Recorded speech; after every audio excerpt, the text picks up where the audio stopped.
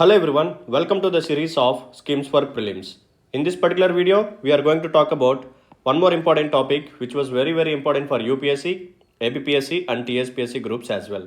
So topic ఏంటంటే nutrient based subsidy scheme అనమాట. So last క్లాస్లో మనం యూరియా గురించి తెలుసుకున్నాం. సో యూరియా ఫర్టిలైజర్ ఎలా ఉంటుంది, సో దాని యొక్క ఇంపార్టెన్స్ ఏంటి అండ్ దానికి సబ్సిడీ ఎలా వర్క్ అవుతుంది, సో అది తెలుసుకున్నాం కదా. ఇప్పుడు మనం తెలుసుకోవాల్సింది ఏంటంటే ఇంకొన్ని ఫర్టిలైజర్స్ ఉంటాయి. కేవలం యూరియా ఒక్కటే ఫర్టిలైజర్ కాదు, ఇంకా వేరే ఫర్టిలైజర్స్ కూడా ఉంటాయి. దాంట్లో మనం నైట్రోజన్, ఫాస్ఫరస్, పొటాషియం, సల్ఫర్ ఇలా చాలా డిఫరెంట్ న్యూట్రియంట్స్ని యూజ్ చేస్తూ ఉంటాం. సో అలా యూజ్ చేసి ఫర్టిలైజర్స్ని తయారు చేస్తూ ఉంటాం. సో వాటికి కూడా సబ్సిడీ ఉంటుందన్నమాట.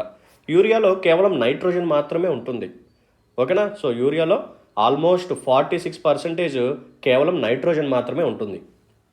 బట్ ప్లాంట్ గ్రో అవ్వాలంటే కేవలం నైట్రోజన్ ఉంటే సరిపోదు కదా, ఇంకా రిమైనింగ్ కూడా కావాలి. నైట్రోజన్తో పాటు ఫాస్ఫరస్ కావాలి, పొటాషియం కావాలి, సల్ఫర్ కావాలి, జింక్ కావాలి, బోరాన్ కావాలి, మాలిబ్డెనం కావాలి, ఇలా అన్నీ కావాలన్నమాట. సో అందుకని చెప్పి న్యూట్రియంట్ బేస్డ్ సబ్సిడీ స్కీమ్ని కూడా తీసుకొచ్చారు. సో దీని గురించి మనం డీటెయిల్గా మాట్లాడుకుందాం. So we're done with ministry of health and family welfare, we're done with ministry of agriculture and farmers welfare. Present we're dealing with ministry of chemicals and fertilisers, ఓకేనా, right. But before getting into the session there is a small announcement. మన ఇన్స్టిట్యూట్లో మనం provide చేసే UPSC 02 జనిత అనే course ఏదైతే ఉందో present దీని మీద ఆఫర్ అయితే నడుస్తుందన్నమాట. Actual price of the course వచ్చేసరికి 50,000. ఎవరైతే ప్రజెంట్ ఈ కోర్స్ని పర్చేస్ చేస్తారో వాళ్ళకి కేవలం 40,000కే ప్రొవైడ్ చేయడం జరుగుతుంది. సో ఈ కోర్స్ యొక్క హైలైట్స్ వచ్చేసరికి ఈ కోర్స్ మీకు లైవ్ ప్లస్ రికార్డెడ్ వర్షన్తో వస్తుంది. కావాలనుకుంటే లైవ్ క్లాసెస్ అటెండ్ అవ్వచ్చు, మీకు ఎప్పుడైనా కుదరకపోతే రికార్డెడ్ క్లాసెస్ని ఎన్నిసార్లు అయినా చూడొచ్చు. సిలబస్ అనేది కాంప్రహెన్సివ్గా డీల్ చేస్తాం. ఫ్రమ్ బేసిక్స్ నుంచి మీకు ఎటువంటి బేసిక్స్ తెలిపినా పర్లేదు, హ్యాపీగా జాయిన్ అయిపోవచ్చు. అండ్ పీడిఎఫ్ నోట్స్ అనేది ప్రొవైడ్ చేయడం జరుగుతుంది for every topic, for every chapter, for every subject, ఓకేనా, రైట్. అండ్ దీంట్లోనే prelims and mains day series కూడా ఉంటుంది. అండ్ కరెంట్ అఫైర్స్ మీద స్పెషల్ ఫోకస్ అయితే మనం చేస్తాము. అండ్ ఎథిక్స్, ఎస్ఏ మీద కూడా ఎక్కువగా ఫోకస్ చేసి మంచి కంటెంట్ అయితే మీకు ప్రొవైడ్ చేయడం జరుగుతుంది. అండ్ ఈ కోర్స్ ఏదైతే ఉందో ఇది మీకు లైఫ్ టైమ్ యాక్సెస్ అనమాట. సో ఒకసారి పర్చేస్ చేస్తే మీకు లైఫ్ టైమ్ యాక్సెస్ అనేది ఉంటుంది. So valuable opportunity.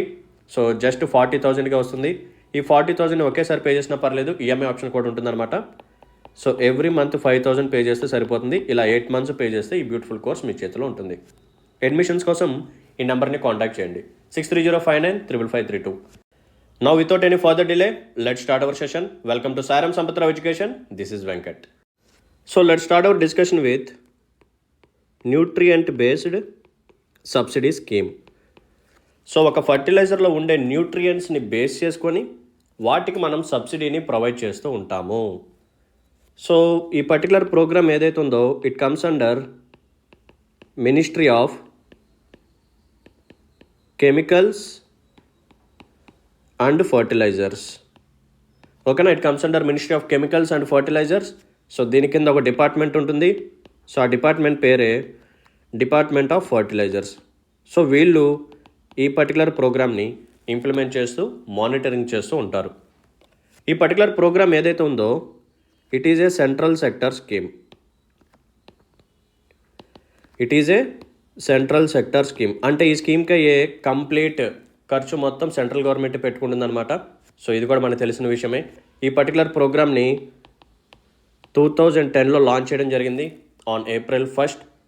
అండ్ ఈ న్యూట్రియంట్ బేస్డ్ సబ్సిడీ స్కీమ్లో నాన్ యూరియా ఫర్టిలైజర్స్ ఏవైతే ఉన్నాయో, నాన్ యూరియా ఫర్టిలైజర్స్ ఏవైతే ఉన్నాయో సో వీటన్నిటికీ సబ్సిడీ అనేది ప్రొవైడ్ చేయడం జరుగుతుంది.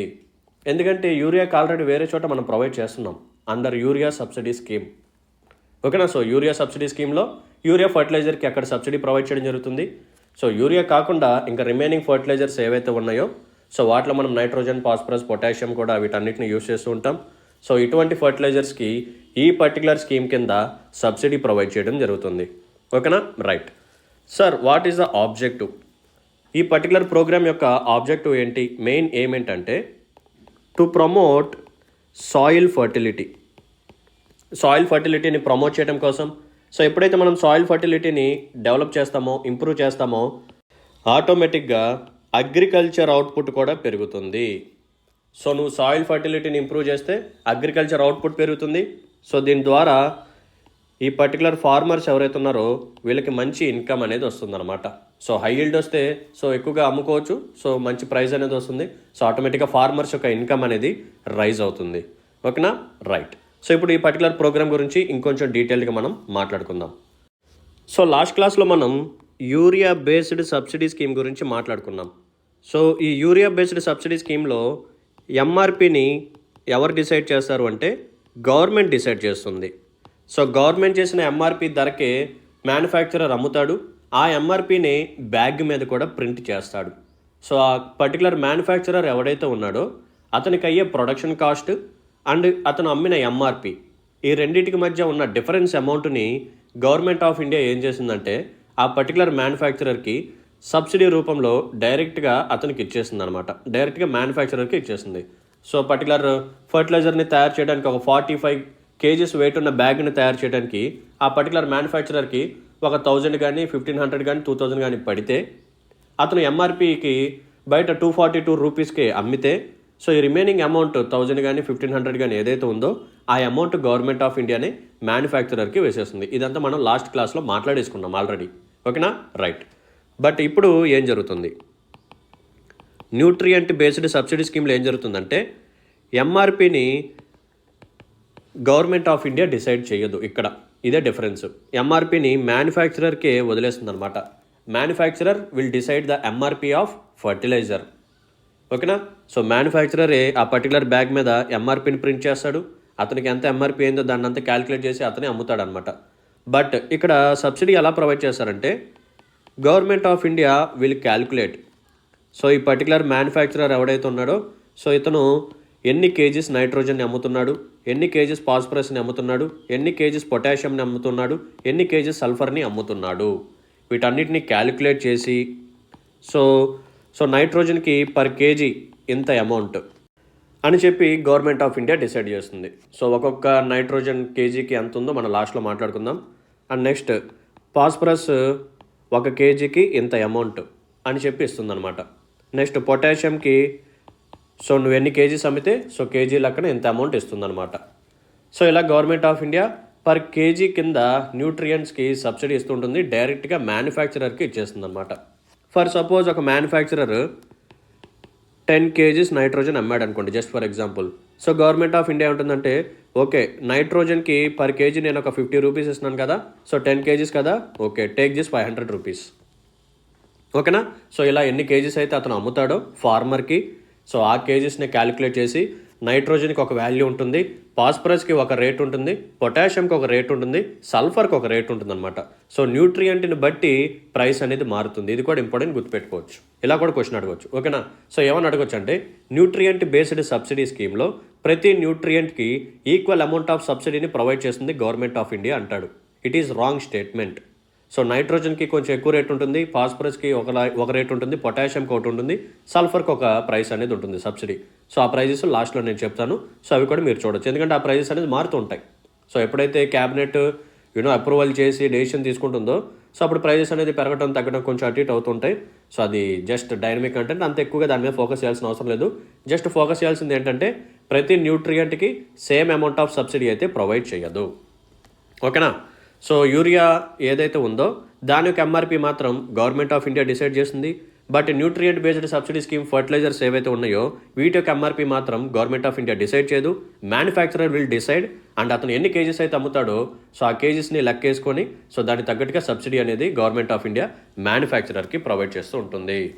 ఓకేనా, రైట్.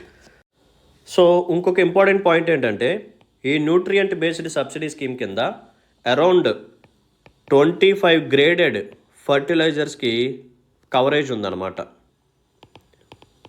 25 గ్రేడెడ్ ఫర్టిలైజర్స్ సార్ అంటే ఏంటి? సో కొన్ని ఎగ్జాంపుల్స్ చెప్తాను చూడండి. డిఏపి.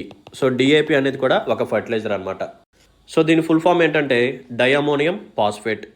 నెక్స్ట్ ఇంకొక ఫర్టిలైజర్ వచ్చేసరికి MAP, mono ammonium phosphate. So ఇది కూడా ఈ పర్టికులర్ స్కీమ్ కిందకి వస్తుంది. నెక్స్ట్ వన్ వచ్చేసరికి టిఎస్పి, ట్రిపుల్ సూపర్ ఫాస్ఫేట్. ఇది కూడా ఈ పర్టికులర్ స్కీమ్ కిందకి వస్తుంది. నెక్స్ట్ వన్ వచ్చేసరికి డైఅమోనియం ఫాస్ఫేట్ లైట్, అంటే లైట్ వర్షన్ అని చెప్పి. నెక్స్ట్ వన్ వచ్చేసరికి MOP, muriate of potash. So చాలా ఇంపార్టెంట్, దీన్ని కూడా ఎక్కువగా యూజ్ చేస్తుంటాం.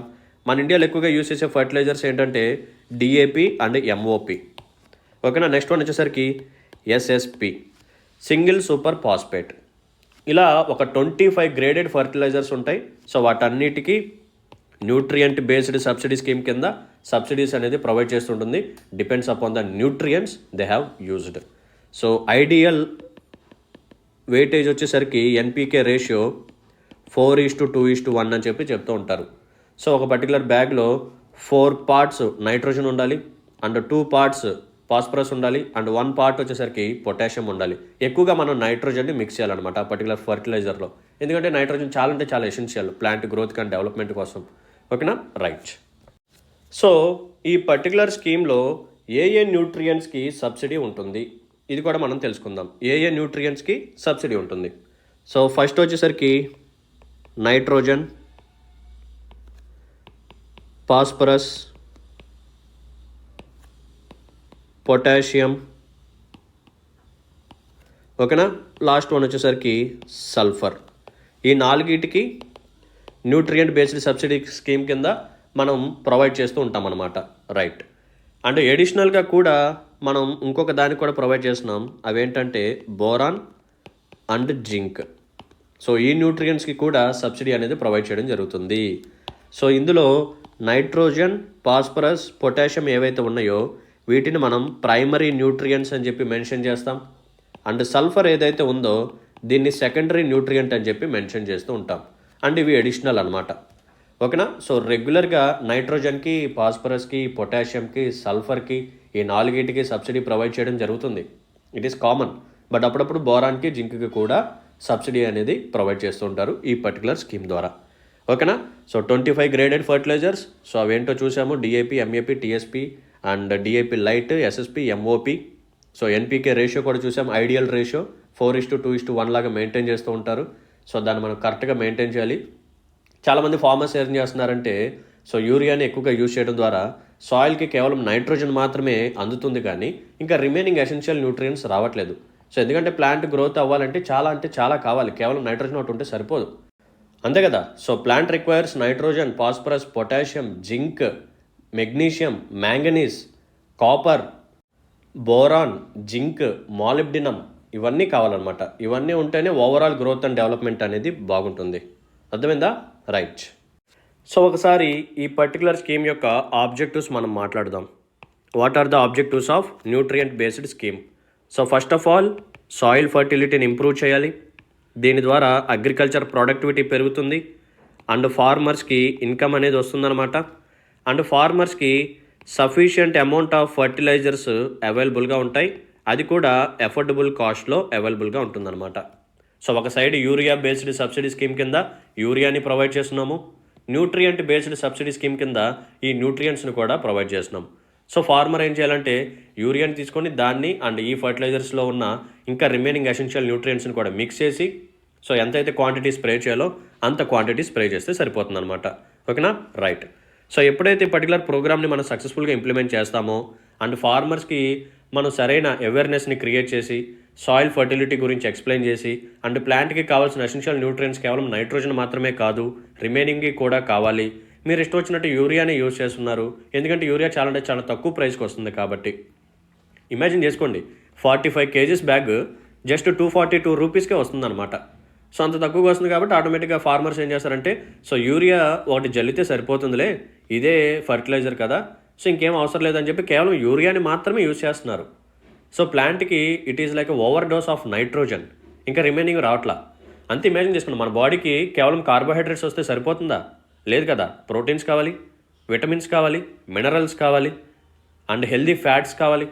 ఇవన్నీ ఉంటేనే బాడీ ఓవరాల్గా ఫంక్షనింగ్ అనేది జరుగుతుంది, బాగుంటుంది. అలాగే ప్లాంట్ కూడా ఇందాక మనం మాట్లాడుకున్న ఎసెన్షియల్ న్యూట్రియంట్స్ అన్నీ కావాలి. అది సో ఈ పర్టికులర్ ఇష్యూ ఏదైతే ఉందో nothing but urea. So excessive use of urea అనే ఈ పర్టికులర్ ప్రాబ్లం ఏదైతే ఉందో దాన్ని మనం ఓవర్కమ్ చేయొచ్చు అనమాట. ఇప్పుడు మనం ఫర్టిలైజర్స్ని బ్యాలెన్స్డ్గా యూజ్ చేయాలి.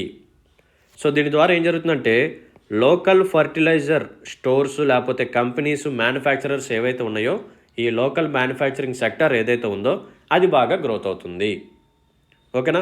అంటే మనం ఎక్కువగా జనరల్గా ఏం చేస్తామంటే ఫర్టిలైజర్స్ని వేరే కంట్రీస్ నుంచి ఇంపోర్ట్ చేసుకుంటూ ఉంటాం. సో ఎప్పుడైతే మనం ఇలా సబ్సిడీస్ ప్రొవైడ్ చేస్తుంటామో సో మన నేటివ్ ఇండస్ట్రీస్ కూడా డెవలప్ అవుతాయి. ఓకేనా, రైట్. సో ఇక్కడ కూడా ఈ ఫర్టిలైజర్స్కి సంబంధించిన సబ్సిడీస్ని గవర్నమెంట్ ఆఫ్ ఇండియా డైరెక్ట్గా మ్యానుఫ్యాక్చరర్కే ప్రొవైడ్ చేస్తుంటుంది. సో యూరియా బేస్డ్ సబ్సిడీ స్కీమ్లో ఎంఆర్పిని గవర్నమెంట్ ఆఫ్ ఇండియా డిసైడ్ చేస్తే న్యూట్రియంట్ బేస్డ్ సబ్సిడీ స్కీమ్లో ఎంఆర్పిని మ్యానుఫ్యాక్చరరే డిసైడ్ చేస్తాడు. This is important. ఓకేనా, రైట్. అండ్ క్వాలిటీ చెకింగ్ కోసం గవర్నమెంట్ ఆఫ్ ఇండియా అప్పుడప్పుడు ఇన్స్పెక్షన్స్ కానీ చెకింగ్ కానీ మానిటరింగ్ కానీ చేస్తూ ఉంటుందన్నమాట, మనోడు క్వాలిటీని మెయింటైన్ చేస్తున్నాడా లేదా అని చెప్పి. సో ఈ పర్టికులర్ మ్యానుఫ్యాక్చరింగ్ కంపెనీస్ ఏవైతే ఉన్నాయో వీళ్ళు ఖచ్చితంగా బ్యూరో ఆఫ్ ఇండియన్ స్టాండర్డ్స్ వీళ్ళు చెప్పిన స్టాండర్డ్స్ని మీట్ అవ్వాలన్నమాట. So government of India subsidy provide చేస్తుంది కదా, సో అలా అని చెప్పి చెక్ చేస్తుందో లేదో, నేను ఇక్కడ నాసి రకంగా తయారు చేసి చక్కగా సబ్సిడీ పొందుతూ ఇలా లో క్వాలిటీ ఫర్టిలైజర్ని ఫార్మర్కి ఇచ్చేస్తే సరిపోతుందిలే అని చెప్పి చేస్తే కుదరదు.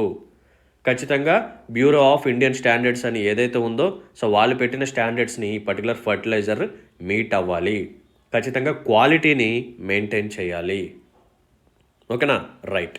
సో మనం ఏం మాట్లాడుకున్నాం, నైట్రోజన్ కావాలి అనుకున్నాం. నైట్రోజన్ ఎందుకు కావాలి అంటే సో ప్లాంట్ యొక్క గ్రోత్ కోసం నైట్రోజన్ చాలా అంటే చాలా ఎసెన్షియల్ అనమాట. అండ్ నెక్స్ట్ వన్ వచ్చేసరికి పాస్పరస్. సో పాస్పరస్ మనకి ఎందుకంటే రూట్ డెవలప్మెంట్ కోసం. సో ప్లాంట్ యొక్క రూట్స్ క్విక్గా డీప్గా డెవలప్ అవ్వాలి. ఓకేనా, అండ్ ప్లాంట్ యొక్క ఫ్లవర్ అండ్ ఫ్రూట్ డెవలప్మెంట్ కూడా అవ్వాలి అంటే ఖచ్చితంగా పాస్పరస్ అనేది చాలా ఇంపార్టెంట్. నెక్స్ట్ వన్ వచ్చేసరికి పొటాషియం. సో పొటాషియం మన దేనికోసం అంటే ఓవరాల్ ప్లాంట్ ఫంక్షనింగ్ ఏదైతే ఉందో ఆ ప్రాసెసింగ్ ఏదైతే ఉందో అదంతా ఓవరాల్గా హెల్తీగా ఫంక్షనింగ్ అవ్వాలి అంటే పొటాషియం కూడా కావాలి. సో ఇలా ప్రతి న్యూట్రియంట్కి ఒక ఇంపార్టెంట్ సిగ్నిఫికెన్స్ ఉంటుంది కాబట్టే సో వీటన్నిటిని మనం ఇంక్లూడ్ చేయాలి ఫర్టిలైజర్లో అని చెప్పి ఈ పర్టికులర్ స్కీమ్ని తీసుకొచ్చారు. So as I said urea based subsidy స్కీమ్లో కూడా కొన్ని ఛాలెంజెస్ ఉన్నాయి. లైక్ ఏంటంటే ఈ మ్యానుఫ్యాక్చరర్స్ ఎవరైతే ఉన్నారో వాళ్ళు ఫార్మర్స్కి కాకుండా బయట ఇండస్ట్రీస్కి ఇచ్చేవాళ్ళు అనమాట. సో ఎందుకో చెప్పాను, యూరియాని మనం ప్లాస్టిక్ మ్యానుఫ్యాక్చరింగ్లో కానీ లేకపోతే గ్లూస్ అండ్ అడిసివ్స్లో మ్యానుఫ్యాక్చరింగ్లో కానీ యూజ్ చేస్తూ ఉంటామని చెప్పి సో ఆ పర్టికులర్ ప్లాస్టిక్ని తయారు చేసే ఇండస్ట్రీస్కి యూరియాని అమ్మేసేవాళ్ళు. గవర్నమెంట్ ఆఫ్ ఇండియా అనుకునేదంటే ఓకే మనోడు ఫార్మర్కి అమ్ముతున్నాడు అని చెప్పి సబ్సిడీ ఇచ్చేసేది. తర్వాత ఏం చేసిందంటే గవర్నమెంట్ ఆఫ్ ఇండియాకి అర్థమయ్యి లేదిట్ట కాదు, సో నువ్వు ఎప్పుడైతే ఈ పర్టికులర్ బ్యాగ్ని అమ్ముతావో అప్పుడు ఫార్మర్ యొక్క డీటెయిల్స్ నువ్వు తీసుకొని ఎంటర్ చేయాలి. You have to take Aadhaar card details or you have to take Kisan credit card details. ఇవన్నీ తీసుకొని సో మాకు సంబంధించిన పోర్టల్లో నువ్వు అప్లోడ్ చేసి పీఓఎస్ మిషన్ ద్వారా చేస్తే అప్పుడు నువ్వు ఫార్మర్కి అమ్మినట్టు లెక్క అనమాట. లేకపోతే ఆ పర్టికులర్ బ్యాగ్కి మేము సబ్సిడీ ఇవ్వము అని చెప్పి డిసైడ్ చేసింది. సో ఇక్కడ కూడా అంతే సేమ్. సో ఈ పర్టికులర్ ఫర్టిలైజర్స్ని ఇండస్ట్రీస్ వాళ్ళు బయట అమ్మేసేవాళ్ళు అనమాట. బల్క్ బయర్స్ ఇండస్ట్రీస్ ఎవరైతే ఉన్నారో వేరే అదర్ పర్పసెస్కి ఇచ్చేయటం లేకపోతే యానిమల్ ఫీడ్ కోసం దీన్ని వాడేయటం ఇటువంటి చేసేవాళ్ళు. సో అందుకని గవర్నమెంట్ ఆఫ్ ఇండియా మళ్ళీ రెగ్యులేట్ చేయడం స్టార్ట్ చేసింది.